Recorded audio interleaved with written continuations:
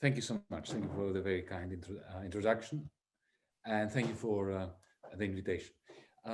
Okay, sustainable cities. I'll just drive straight into the center, the epicenter of the subject. And in particular, I want to motivate the discussion by highlighting the intimate connection between technology, ownership, and urban life. And in order to illustrate this, in the short space of time I have, I will use the car, the automobile, as my, parable, if you want. Because if you think about it, the world we live in is the result of the second industrial revolution, the conversion of capitalism from a free market economy, social economy, to effectively an economy that is ruled by very large corporations using the economies of scale that electromagnetism and automobile production generated around 1910, 1920. Henry Ford and, of course, Thomas Edison playing substantial roles. And if you think about it, on the one hand, you have the electricity generating station with a grid and the car. These two, if you want, processes, products, the car and electricity, as well as the grid and the power generation of it, they transform cities. This is what created the city as we know it. New York, all the way to Sao Paulo and Johannesburg. The automobilization of society is, if you want, one of the main driving forces, both of capitalism as we know it and the creation of urban space. Now, one thinks immediately when you think of cars invading cities in the 20s, 30s, 40s, 50s, 60s, of course, as the generator of pollution, of congestion and all that. But these are essentially superficial phenomena compared to the real effect of the car, which is to create a very powerful socioeconomic force, which I shall, just for the purposes of our discussion, refer to as the automobile industrial complex. Because think about it, all this economic power, wealth, influence, generated pressure upon city authorities to set aside public transport, remember the United States, to create roads that are much larger and they eat into pedestrian spaces.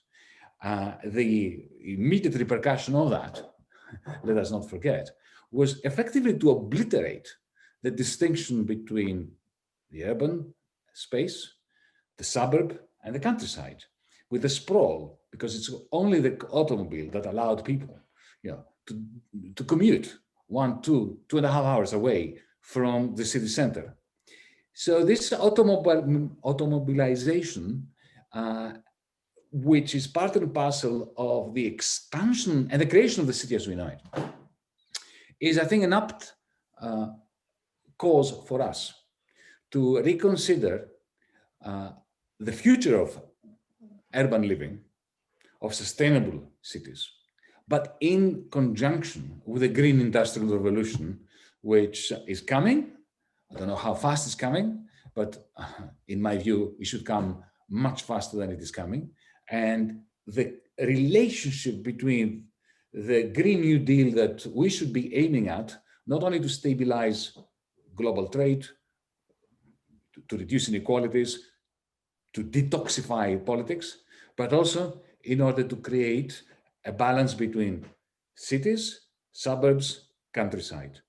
The way in which we produce the new modes of transport and mobility, decentralized with, I hope, commonly owned, driverless electric vehicles, this is one example, powered by green energy generated also in a decentralized network. That is exactly the opposite of the monopoly capital model of Henry Ford and Thomas Edison. This is why we must think of our sustainable cities in the context of decentralized networks for providing power, energy, and mobility. Thank you. Thank you very much, Professor Varoufakis, for describing that process and shedding light on the on how sustainable cities can be created. I will, launch in with my first question, which is: you were one of the key architects of the European Green Deal, and had a very important role in crafting that. What have been some of the biggest challenges in getting the European Green Deal implemented, and what are the prospects of getting implemented in cities across Europe? Will you be surprised if my answer is a single word? Money. Because you mentioned the Green Deal in Europe. The tragedy of the Green Deal is that it sounds wonderful, but there's no money available for it.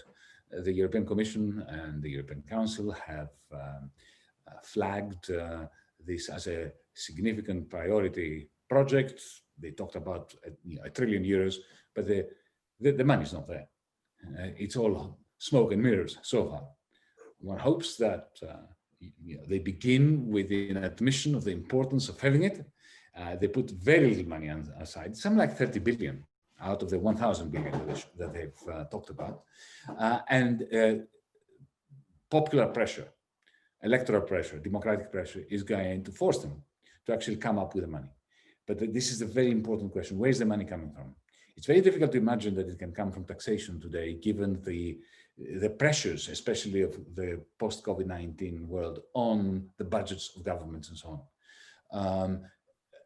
But at the same time, we have to realize that, and this is how I finish my answer, we have to realize that we have a remarkable phenomenon in Europe and the world, but particularly Europe.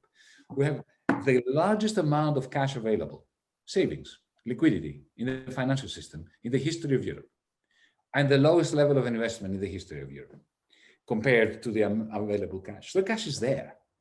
The problem is, how do you energize it? How do you press it into the service of what society needs, the green transition? Because at the moment, it's simply slashing around in the financial system doing untold damage, creating inequality, pushing up share prices, house prices in Berlin, and so on. But it's not being invested where it should be invested. And the European Commission has no real proposal on the table on how to do it. So that's the long-winded version of the one-word answer to your question: money. Thank you very much, Professor. And how do you see the role of young people in accelerating this process, potentially getting bigger financial commitments and political commitments behind this deal? And how can young people get involved with this movement? Well, again, one word: crucial. The role of youngsters has already been proven significant, and I would also add crucial. The strikes by students, by pupils, for Fridays for Future, has been a great source of inspiration. It has really shamed politicians. Not that they responded yet, but this is the kind of pressure that youngsters must put forward. But if I may, there are two things that young people must do. Firstly, continue the pressure and build it up. Ignore old fogies like us.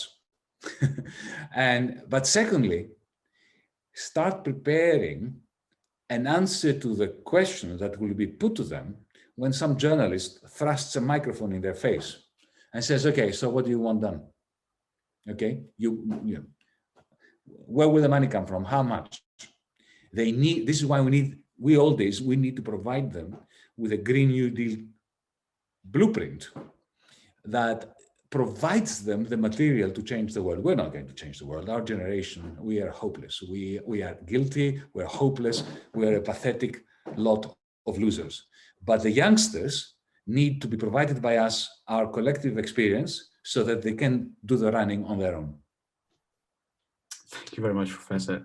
Really appreciate your comments and your overview of how young people can be involved. We also have a question here from Jorgen, who says, who congratulates your presentation and says, what could be the role of education for the kinds of transformation that we need, and essentially decarbonization, Green Deal, and sustainable development goals?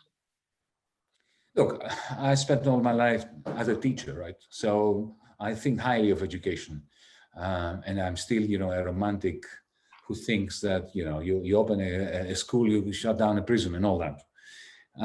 But at the same time, The youngsters out there do not need their teachers to tell them what needs to be done. They can educate themselves, and the best way of educating themselves is by, having a drive, an internal drive, a collective ethos, organizing, and actually struggling. The best educator is a struggle against the vested interests who are prepared to see the earth die rather than give up on adding another few billion on already a huge pile of billions they already have. Absolutely, absolutely.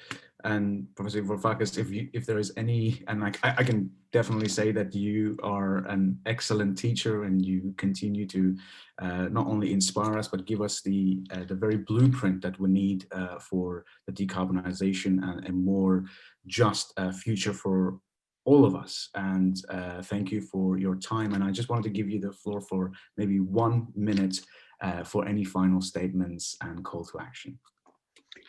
Look, my great fear is inequality. And so much, not from a moralistic, ethical point of view, that too. But my great fear is that where we have the greatest need to pour money into creating good quality green jobs so that people can actually survive while saving the planet, where we have the greatest need for that, we have the least amount of money. And therefore, we need not only, for Barcelona, for Athens, for New York, for London, for the developed cities to make themselves sustainable, but we need a massive redistribution of wealth, not income, of wealth from the global north to the global south. And for that, we need an internationalist movement. Thank you very much, Professor Varoufakis. Thank you for making the time and speaking to us. And we look forward to following in your footsteps and always learning from you as our great teacher. Thank you for making the time. It's been a pleasure having you here. And with that, we go.